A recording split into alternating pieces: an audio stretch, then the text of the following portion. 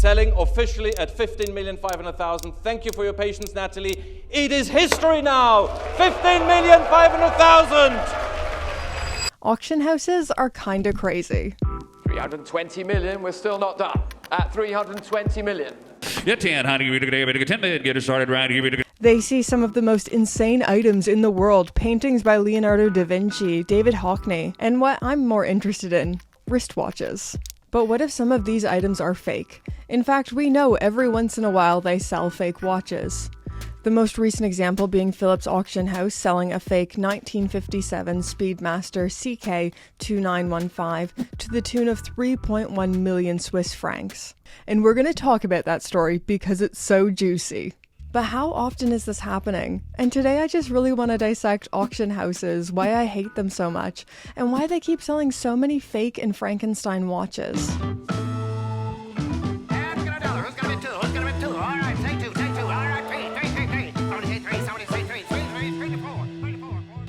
If you're new here, hi, my name is Brittany, and on this channel we just talk about watches in a hopefully not pretentious and joyful way. This is a slightly different video for me. I usually do watch reviews and comparisons, and I probably should be doing a watch review. I have like 7 watches in to review right now.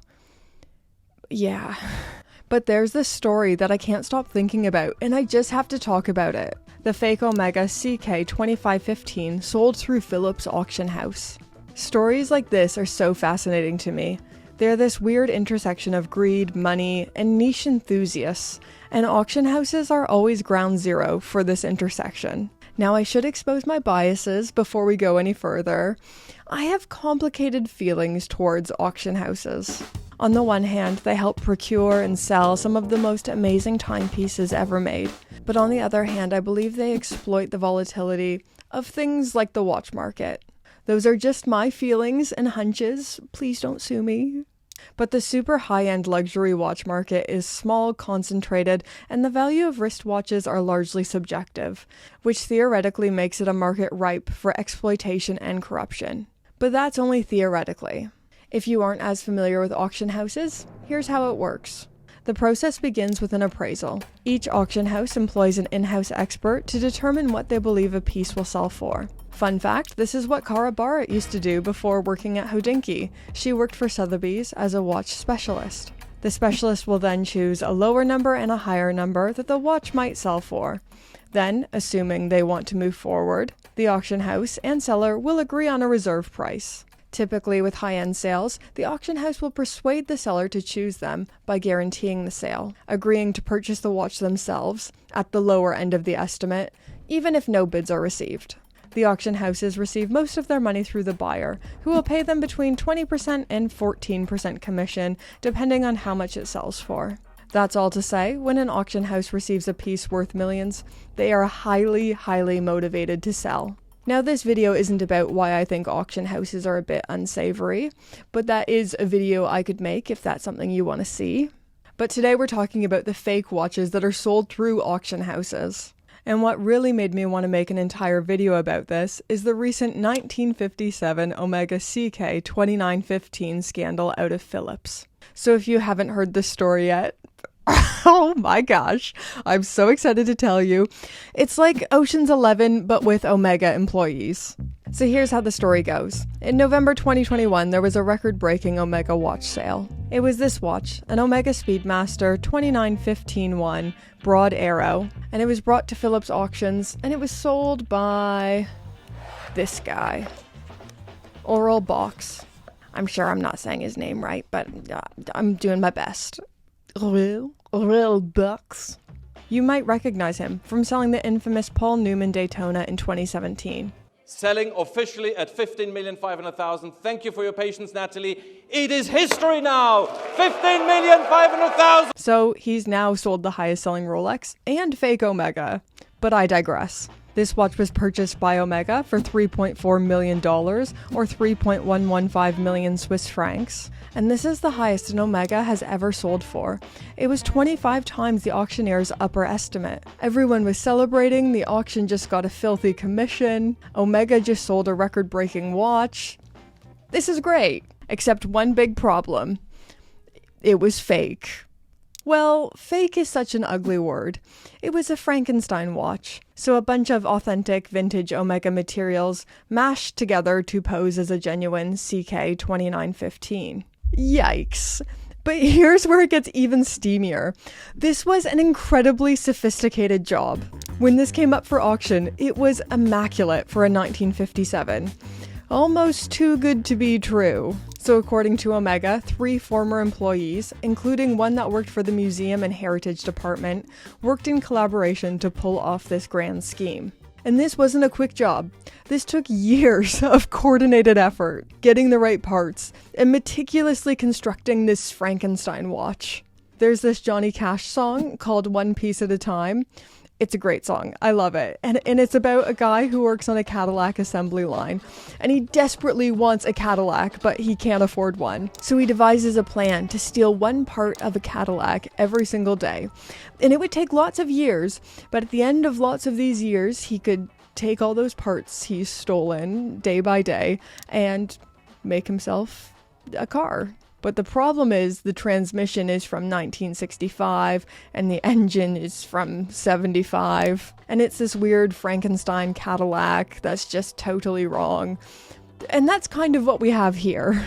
Now, I don't know who actually broke this story, but I first saw it on the Periscope website, and right from the get-go, Lot 53 with the Omega Speedmaster CK2915 tropical dial had snags. Phillips had entered in the wrong serial number online and offline. According to Periscope, the dial was found on a completely different Speedy. The movement was from a much later Speedmaster. The caseback wasn't consistent with what it should have had. There was so much of it that was wrong, and not only did it make it to the point of being sold at auction, it sold 25 times the pre-sale high estimate. And for me, this is where Conspiracy Britney starts coming out.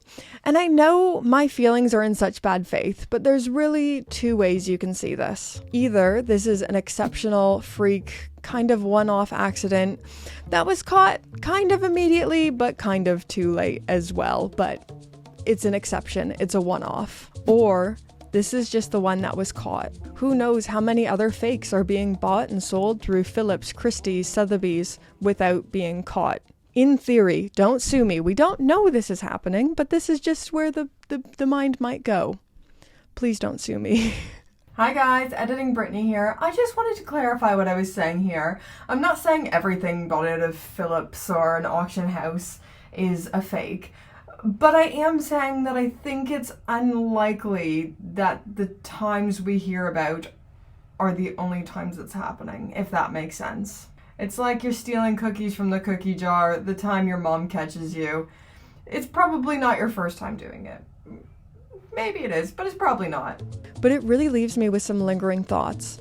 How many fake watches are being bought and sold? And even just the idea of what is real and what is fake. With these crazy vintage pieces, who decides what is real and what is fake? And it's just fallible humans who get to decide. Phillips told Bloomberg this fake Omega was inspected by their experts who found no fault in it, and even Omega approved it. Now we know someone from the Omega Heritage Department was in on the scam, so that explains why they approved it. But had this not been caught, it would have been authenticated by Phillips experts and deemed authentic. What is real and what is fake in the high-value vintage world?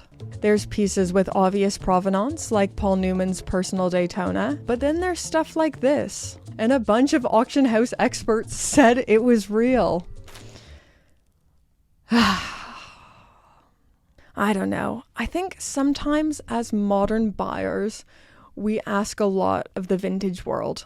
I think modern standards and what we look for are different than what they were before, because especially in the Rolex and Omega world, these weren't insanely valuable pieces. They were aspirational, don't get me wrong, they weren't cheap, but they weren't kept as safe items. So there probably will be some over-polishing from servicing. There probably will be some weird Frankenstein dials. But it is up to the auction houses who are authenticating these things to be honest about it. But to be fair, it does seem like an impossible amount of information to take in and to actually authenticate something. They will make mistakes, and there are probably more mistakes that aren't caught. Probably. Don't sue me, Phillips. I love you. To Philips' credit, they swiftly admitted error, apologized, and a full refund was issued. When you see as many watches coming through as Philips does, yeah, mistakes will be made. And that's all you can do. Apologize, and how do I make this right? For me, I'm gonna just keep buying from my AD. I'll watch these auction houses as entertainment, but always keep a critical eye towards them. I have my natural bias that dislikes and distrusts auction houses because I believe they're driving up prices and hype in the watch world, just like they did in the art market. I'll always have a bad taste in my mouth, but I'm also not uber wealthy and I don't go to auctions, so it's not... No. Anyways, guys, what do you think to auction houses, watch authentication, and how many fake watches do you think are out there? Let me know in those comments down below, and if you haven't subscribed yet, why not? You should subscribe now. Now, let's thank the gorgeous, amazing, fabulous Pope tier patrons. You know who never has troubles with watch auctions? Puppies! Oh.